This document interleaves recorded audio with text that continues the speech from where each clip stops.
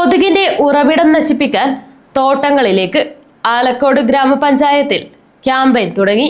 മഴക്കാലത്തിന് മുന്നോടിയായി ഡെങ്കിപ്പനി ഭീഷണി ഒഴിവാക്കാൻ ലക്ഷ്യമിട്ട് ആലക്കോട് ഗ്രാമപഞ്ചായത്തും കുടുംബാരോഗ്യ കേന്ദ്രവും സംയുക്തമായി സംഘടിപ്പിക്കുന്ന തോട്ടങ്ങളിലേക്ക് നീങ്ങാം ക്യാമ്പയിന് തുടക്കമായി.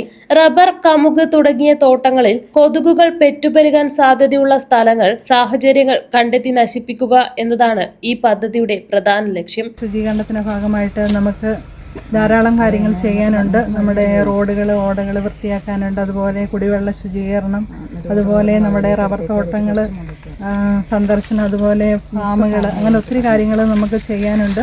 അതിൻ്റെ ഭാഗമായിട്ട് നമ്മൾ എല്ലാ വാർഡിലും ശുചിത്വ കമ്മിറ്റികളെ രൂപീകരിച്ചു.